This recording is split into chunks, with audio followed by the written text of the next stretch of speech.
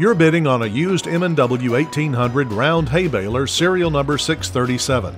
This baler runs off a standard 540 RPM PTO and makes 5 by 6 foot bales.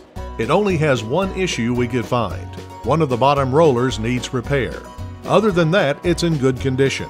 The baler has been stored in a shed all of its life. May not be perfect, but still a bargain, so bid accordingly. The parts list and manual are included. This equipment is part of the Patterson estate in Calhoun, Georgia, and will be sold along with the land, home, and all farm buildings. You can bid with confidence with Auctions United. Call Jim Givens at Auctions United, 800-222-5003 for more information. Auctions United. Your trust deserves our very best.